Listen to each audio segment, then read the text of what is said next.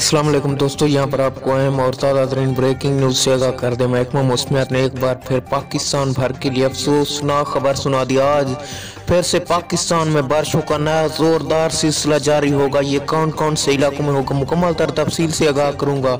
उससे पहले चैनल पर फर्स्ट टाइम है तो इसे सब्सक्राइब करके बेल आइकन बजा दें। जी हाँ दोस्तों, आपको आगाह कर दें, महकमा मौसमियात ने जनूबी पंजाब की हवाओं की जोरदार पेशगोई जारी कर दी, जैसे बलाई पंजाब और बलाई खैबर पख्तूनख्वा में जोरदार बारिश होगी। और आपको बताएं, पहाड़ों पर बर्फबारी का अमल भी जारी हो चुका है। महकमा मौसमियात के मुताबिक पाकिस्तान के अक्सर इलाकों में मौसम खुश्क और सर्द रहेगा और जनूबी हवाओं का सिलसिला पाकिस्तान के बेशतर इलाकों में चलता रहेगा।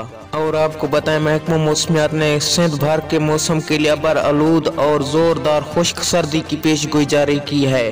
सियालकोट, दीर, चित्राल और क्वेटा, जमन में बर्फबारी का अमल जारी हो चुका है।